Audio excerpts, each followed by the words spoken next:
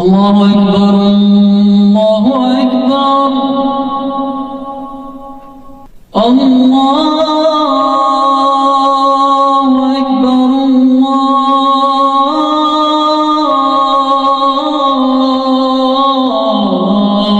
আল্লাহু আকবার। প্রত্যেক মাদ্রাসার মেয়ে দিনদার হবে, নট নেসেসারি। জেনারেল শিক্ষায় শিক্ষিত মেয়েও দিনদার হতে পারে, সেও দিনদার হতে পারে, বুঝ থাকতে পারে। এটা সম্পূর্ণ ভাই ভাগ্যের ব্যাপার। কিসের ব্যাপার? এটা এর উপর আমার আর কিছু বলার নাই। এটা সম্পূর্ণ ভাগ্যের ব্যাপার। আপনি হাজার বার পরখ করে দেখে শুনে করার পরেও পস্তাতে পারেন। এটা হতে পারে, আল্লাহ না করুক। তো এটা কিসের ব্যাপার? অতএব তাকদীর যে লিখেছেন তার সাথে যোগাযোগ করেন ইনশাআল্লাহ। কিভাবে? ইস্তেখারার মাধ্যমে, কিভাবে নফল নামাজের মাধ্যমে, কিভাবে সেজদায়, কিভাবে হাত তুলে তাহাজ্জুদে দোয়া করবেন, রব্বানা হাব লানা মিন আজওয়াজিনা ওয়া যুররিয়াতিনা কুররাতা আয়ুন ওয়াজআলনা লিল মুত্তাকিনা ইমামা। এই দোয়া চলবে। অতএব এই ডিসিশনটাতে ভুল করা যাবে না। একবার যদি এই ডিসিশনে ভুল করেন সারা জীবন পস্তাতে হবে। যুবক ভাইরা চরিত্র হেফাজত করার চেষ্টা করি, যুবক ভাইরা চরিত্র হেফাজত করার চেষ্টা করি। হালাল রিজিকের পিছনে ছুটি, হালাল রিজিক হয়ে গেলেই বুক ফুলিয়ে বিয়ে করে ফেলবেন। এবার হাসতে পারেন, অনেক ধমক দিছি। হালাল রিজিক হয়ে গেলেই একটা বয়স সীমা দেয়া আছে।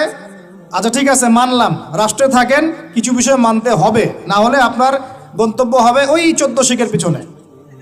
অতএব 14 শিখের পিছনে যাওয়ার চাইতে আচ্ছা মেনে নিলাম 18-21 না 18-23, আমি জানি না কত, 18-21, আচ্ছা ঠিক আছে, সমস্যা নাই, নেন, মানেন, তাও মানেন। হালাল রিজিক হয়ে গেছে, বয়স হয়ে গেছে, মেয়ের পিছনে না ঘুরে বুক ফুলিয়ে বিয়ে করে ফেলবেন। বিয়ের আগে পরিবারে বুঝাবেন, বুঝাতে যদি কাজ না হয় তারপর বিদ্রোহ হবে ইনশাআল্লাহ। আর মনে রাখবেন, প্রত্যেক বিদ্রোহের পরেই সফলতা আসে। ঠিক আছে? আচ্ছা, মাশাআল্লাহ। আমরা কি মুসলিম পরিবারে জন্ম নেওয়ার মর্মটা বুঝতে পারছি ভাই? আচ্ছা, আরেকটা কথা বলি, দেখেন, এই কথাটা একটু ভালো করে শুনেন, তারপরে আমি পরের অংশে আসছি। এখানে আমার কিছু বলার আছে, তারপরে বিশেষ করে দেবেন ইনশাআল্লাহ। সময় আছে তো? আচ্ছা, শোনেন। চাচা আবু তলেবের নাম শুনেছেন? কে ছিলেন? নবী সাল্লাল্লাহু আলাইহি ওয়াসাল্লামের, একটু বুঝাই, নবী সাল্লাল্লাহু আলাইহি ওয়াসাল্লামের জন্মের আগেই তার বাবা চলে যান, এতিম মুহাম্মদ সাল্লাল্লাহু আলাইহি ওয়াসাল্লাম। তার মা আমিনা 6 বছর বয়সে ইন্তেকাল করেন। সিচুয়েশন বুঝতে পারছেন? 6 বছর একটা বাচ্চার বাবাও নাই, মাও নাই। তার দাদা আব্দুল মুত্তালিব তাকে সাথে রাখেন, খুব আদর করেন, খুব মহব্বত করেন, যেখানে যান সাথে করে নিয়ে যান। তিনি নেতা মানুষ, তার পাশের চেয়ারে তাকে বসতে দেন, বলেন আমার এই নাতি একদিন সাইয়েদ হবে, নেতা হবে, এই কথা বলেন। তিনি ইন্তেকাল করলেন 8 বছর বয়সে। তারপরে দায়িত্ব পেলেন চাচা আবু তলেব। নাম কি? এই 8 বছর বয়স থেকে নিয়ে নবী সাল্লাল্লাহু আলাইহি ওয়াসাল্লাম নবী হয়েছেন 40 বছর বয়সে, আর মক্কায় ছিলেন 13 বছর, প্রায় 53 বছর। প্রায় 53 বছর পর্যন্ত, 8 থেকে 53 বছর পর্যন্ত, এই যে লম্বা সময় চাচা আবু তলেব নবী সাল্লাল্লাহু আলাইহি ওয়াসাল্লামকে পাহাড়ের মতো প্রোটেক্ট করেছেন, পাহাড়ের মতো। পাহাড়ের পিছনে আপনি দাঁড়ালে কি বাতাস লাগবে? এভাবে তিনি প্রোটেক্ট করেছেন নবী সাল্লাল্লাহু আলাইহি ওয়াসাল্লামকে। তার সন্তানদেরকে যা খাওয়াতেন তার চেয়ে ভালোটা নবীকে খাওয়াতেন সাল্লাল্লাহু আলাইহি ওয়াসাল্লাম। স্পেশাল রান্না তৈরি করে তাকে ডেকে নিয়ে বসতেন, কারণ এতিম ছেলে, মনে কষ্ট আছে, হয়তোবা সবার সামনে বলতে পারে না, ব্যাপারটা বুঝেন না?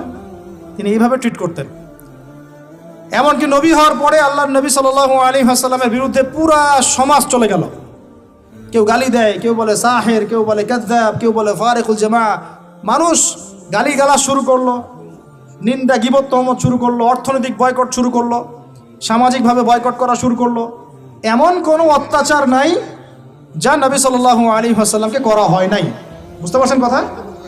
এইরকম একটা সিচুয়েশনেও চাচা আবু তলেব তিনি বলছেন, তারা তোমার দিকে আসতে পারবে না দলে দলে যতদিন আমি আবু তলেব দাফন হচ্ছি না মাটির তলে। কথা বুঝতে পারছেন? তারা তোমার দিকে আসতে পারবে না দলে দলে যতদিন আমি আবু তালেব দাফন হচ্ছি না মাটির তলে। এইরকম মানুষ চাচা আবু তালেব। মানে আমরা যারা এখানে উপস্থিত আছি, বাংলাদেশে 16 কোটি মুসলমান, সারা বিশ্বের যে এত কোটি মুসলমান, তার মধ্যে বেশিরভাগ মানুষকে যদি আপনি এক পাল্লায় রাখেন, চাচা আবু তালেবের অবদানটাকে আরেক পাল্লায় রাখেন, ওই পাল্লা ভারী হবে ইনশাআল্লাহ। কিন্তু শেষ পর্যন্ত চাচা আবু তালেব কালিমা লা ইলাহা ইল্লাল্লাহ পড়তে পারলেন না। কথা কি বুঝতে পারতেছেন ভাই? নবী সাল্লাল্লাহু আলাইহি ওয়াসাল্লাম বারবার বলতেছেন, চাচা খালি একটাবার কালিমা পড়েন, আমি আল্লাহর কাছে আপনার জন্য সুপারিশ করব, আমি আপনাকে জান্নাতে নিয়ে যাব, চাচা খালি একটাবার সাক্ষ্য দেন, শাহাদা দেন। হলো না। হাদিসের মধ্যে আসছে চাচা আবু তালেবকে জাহান্নামের সবচেয়ে উঁচু স্থানে রাখা হবে, যেখানে তার পায়ের গোড়ালি বা টাকনু পর্যন্ত আগুনে পুড়বে, এতেই তার মগজ টকবক করে ফুটতে থাকবে। নাউযুবিল্লাহ। নবী সাল্লাল্লাহু আলাইহি ওয়াসাল্লাম বলছেন, আমি যদি না থাকতাম তাহলে আমার চাচাকে আরো নিচে রাখা হতো। এত কিছু করার পরেও ইসলাম কবুল না করার কারণে এই অবস্থা হলো। এখন কি ভাই আমি বুঝতে পারছি যে আল্লাহ পাক যে আমাদেরকে বিনা জিজ্ঞাসাবাদ করেই মুসলিম পরিবারে জন্ম দিয়েছেন, আল্লাহ পাক আমাদের উপর কত রহম করেছেন, আমাদের কত কৃতজ্ঞতা স্বীকার করা উচিত। বিশ্বাস করেন, আমাদের যে সকালবেলা টয়লেট হয় না, ওয়াশরুমে যান টয়লেট করেন, আলী ইবনে আবি তালেব রাদিয়াল্লাহু আনহু এরকম বাথরুম থেকে বের হয়ে পেটে হাত দিয়ে বলতেন, মানুষ যদি জানতো এই যে শুধু ক্লিয়ার করে টয়লেট হওয়াটা কত বড় নেয়ামত আল্লাহ পাকের, তাহলেও সারা জীবন সেজদায় পড়ে থাকতো। আমরা এগুলো বুঝি না, শ্বাস নেওয়ার নেয়ামত বুঝি না, পানি পান করছি, পানি আল্লাহ পাক দিয়েছেন, এটার নেয়ামত বুঝি না, গরম পানিতে ওযু করে আসলে নেয়ামত বুঝি না, সুস্থ আছি নেয়ামত বুঝি না, প্রত্যেকটা অর্গান ভালো আছে শরীরের নেয়ামত বুঝি না, রক্ত চলতেছে নেয়ামত বুঝি না। আমরা আল্লাহ পাকের নেয়ামতই বুঝি না, শুকরিয়া আদায় করি না। আর ওই যে কালিমা লা ইলাহা ইল্লাল্লাহ আল্লাহ পাক পড়ার তৌফিক দিয়ে মুসলিম বানিয়েছেন, এটা তো মোটেই বুঝি না। কত বড় নেয়ামত আল্লাহ দিয়েছেন আর কত ইহসান আল্লাহ করেছেন। এইটা জাস্ট আজকের লেকচার শুনে বুঝে বাসায় চলে যান, তাহলে ইনশাল্লাহ আপনার একটা কৃতজ্ঞতাপূর্ণ হৃদয় সৃষ্টি হবে, এবং এই হৃদয়টা সৃষ্টি হলে পরেই আপনি আল্লাহর দিকে ফিরে আসবেন ইনশাআল্লাহ। তো যুবক ভাই, আমি যে এত পাপ করলাম সারা জীবনেও, তারপরেও যে আল্লাহ পাক আপনার উপর আমার উপর শাস্তি নাজিল করেন নাই, এই ঋণটা কি আমি শোধ করতে পারবো কিনা? বলেন, আমার সাথে কথা বলেন, পারবো আমরা? এই যে সারা জীবন সুদ খেয়ে যাচ্ছেন, আল্লাহ যে গজব এখনো দেন নাই, আমি কি এই ঋণটা শোধ করতে পারবো? এই যে মেয়েগুলো তোমরা যে পর্দা করতেছো না, বেহায়ের মতো বেপর্দায় ঘুরে বেড়াচ্ছ, এখন আল্লাহ পাক এখনো শাস্তি দেন নাই, শুকরিয়া আদায় করতে পারবে?